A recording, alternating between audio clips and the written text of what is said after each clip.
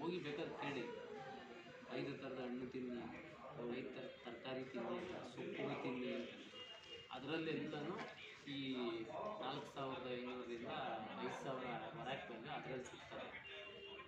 ಇವತ್ತು ಯಾರು ತಿಂತಾರೆ? 5 ಥರದ ಹಣ್ಣು ಯಾರು ತಿಂತಾರೆ?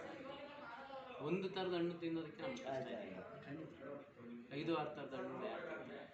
ಸೊ ಅದಕ್ಕೋಸ್ಕರ ಈ ಕಂಪ್ನಿಯವರು ಏನು ಮಾಡಿದ್ದಾರೆ, 12 ಥರದ ಹಣ್ಣು, 24 ಥರದ ಆಯುರ್ವೇದಿಕ್ ಎಕ್ಸ್ಟ್ರಾಕ್ಟ್ಸ್, ಇದಿಷ್ಟನ್ನು ಎಕ್ಸ್ಟ್ರಾಕ್ಟ್ ಮಾಡಿ ಒಂದು ಸೂಪರಾಗಿರುವಂಥ ಒಂದು ಪ್ರಾಡಕ್ಟನ್ನು ರೆಡಿ ಮಾಡ್ತಾರೆ.